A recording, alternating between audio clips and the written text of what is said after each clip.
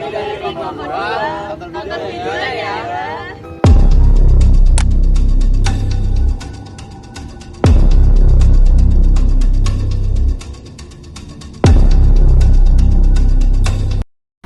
Nah, kali ini ada pembahasan. Yang pertama, kesalahan tulisan huruf kapital.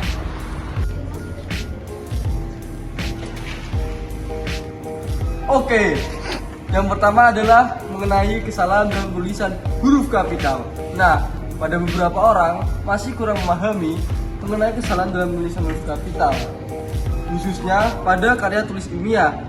Ada beberapa kesalahan maupun pattern dalam menulis huruf kapital, yaitu pada huruf awal penulisan kalimat awal, maupun nama orang, nama instansi, daerah, dan juga jabatan orang, dan masih banyak lainnya. Pada KTI yang saya kaji, ada beberapa kesalahan. Yang pertama adalah kesalahan dalam menulis kalimat awal. Di sini, di PPT saya terdapat kesalahan dalam tulisan pengembangan sumber daya manusia dalam meningkatkan kinerja karyawan. Dan itu merupakan judul dari KTI-nya. Seharusnya ditulis dalam setiap kalimat itu ditulis menggunakan huruf besar. Dan yang kedua adalah faktor yang mempengaruhi manajemen pendidikan. Nah, itu juga adalah sebuah judul yang dikutip maupun referensi dari skripsi tersebut, tetapi dalam tulisannya menggunakan huruf kecil, harusnya menggunakan huruf kapital. Dan yang ketiga adalah, nah, cuman itu saja sih ternyata, cuman dua bisa saya jabarkan. Sebelumnya masih banyak lagi. Jadi teman-teman, dalam tulisan huruf kapital jangan sampai ada yang salah lagi, oke? Yang kedua, kesalahan penulisan tanda baca. Halo, yang selanjutnya akan kita bahas adalah kesalahan penulisan dalam penggunaan tanda baca. Nah, penggunaan tanda baca sendiri memiliki peran yang sangat penting dalam penulisan karya ilmiah. So, hal ini dapat memudahkan kita dalam memahami sebuah tulisan. Penggunaan tanda baca sendiri yang tidak sesuai dengan kaidah akan mengubah makna bahasa yang akan disampaikan oleh penulis itu sendiri. Nah, ini ada beberapa contoh kesalahan dalam penulisan tanda baca. Yang pertama adalah penggunaan tanda baca kalimat tanya. Nah, itu apakah hal-hal yang perlu diubah? Dengan apakah hal-hal yang perlu diubah, kita harus menambahkan tanda tanya di akhir karena ini merupakan sebuah kalimat tanya. Dan kemudian kesalahan kedua ada hasil-hasil penelitian khususnya. Nah, harusnya tuh hasil-hasil penelitian, koma khususnya, karena ini khususnya adalah merupakan kalimat penekanan di mana kita membutuhkan tanda baca koma untuk menekankan sebuah kalimat. Terima kasih. Nah, yang ketiga, penulisan kesalahan bahasa asing. Di sini saya akan menjelaskan tentang kesalahan penulisan KTI dalam penulisan bahasa asing. Di sini, pembetulan yang benar yaitu penulisan bahasa asing ditulis dengan font miring atau italik yang bertujuan untuk membedakan bahwa bahasa tersebut berasal dari bahasa asing. Dalam skripsi yang telah kami teliti, ada beberapa kesalahan yang perlu dibenari. Yang pertama yaitu karena kan baju recycle itu kan kadang orang nggak mau ya. Nah, recycle di sini ditulis hanya menggunakan font yang biasa aja, tidak menggunakan font yang miring. Yang benar yaitu menggunakan font yang miring. Yang kedua yaitu karyawan juga diberikan reward atas kinerjanya. Dalam penulisan ini reward ditulis dengan menggunakan font yang biasa aja, sedangkan yang benar yaitu dengan font yang miring, yaitu reward dan dimiringin. Sekian itu saja yang dapat saya sampaikan. Terima kasih. Penggunaan kata baku. Baik, selanjutnya itu kesalahan penggunaan kata baku. Kesalahan kata baku ini dipengaruhi oleh kurangnya pengetahuan tentang kata baku.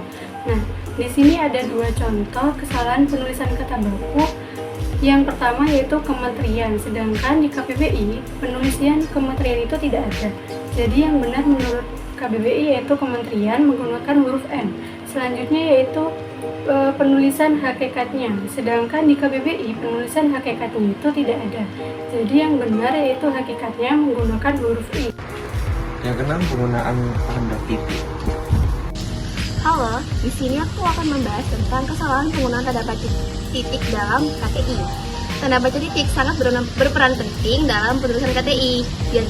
Di antaranya adalah sebagai untuk mengakhiri sebuah kalimat. Terus yang kedua adalah untuk mengakhiri sebuah singkatan. Kali ini saya akan membahas tentang kesalahan penggunaan tanda baca titik di skripsi yang kami teliti. Yaitu yang pertama adalah kesalahan setelah penulisan DKK. dalam kata ini tidak diikuti oleh tanda baca titik. Seharusnya setelah kata DKK itu diikuti oleh tanda baca titik. Terus yang kedua adalah penggunaan tanda baca titik double. Setelah kalimat mendapatkan data itu diikuti tanda baca titik double. Seharusnya hanya diikuti oleh satu tanda baca titik.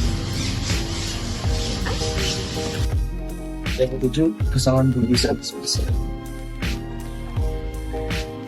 Selanjutnya yang ketujuh yakni kesalahan penulisan spasial.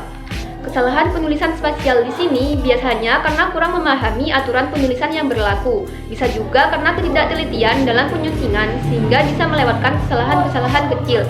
Hal tersebut juga disebabkan karena terburu-buru dalam penulisan sehingga melakukan kesalahan penulisan spasial. Dalam KTI ini kami menemukan beberapa contoh kesalahan penulisan spasial. Salah satu contohnya yaitu kata mencapai hasil. Kata ini seharusnya dikasih spasi, tidak langsung disambung. Ini merupakan salah satu contoh kesalahan penulisan spasial. Cara agar kita tidak melakukan kesalahan penulisan spasial yakni dengan lebih teliti lagi dalam penulisan dan lebih dipahami lagi pedoman format yang berlaku. Sekian dari saya, terima kasih.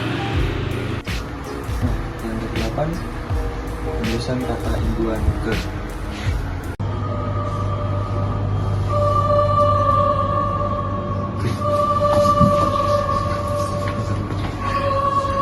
Yang ke-8, kesalahan dalam penulisan imbuhan ke.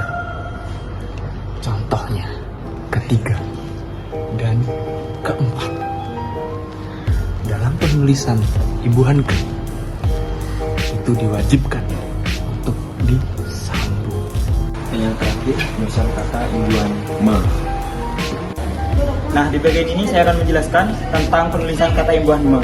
Yang pertama, kata yang salah itu memperhatikan arahan dari pimpinan, sedangkan kata yang benar yaitu memperhatikan arahan dari pimpinan.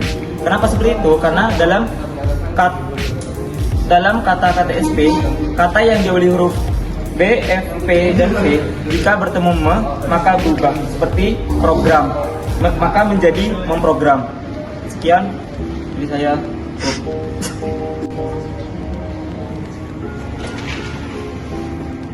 Oke, dalam penulisan huruf kapital jangan sampai ada yang salah lagi, oke?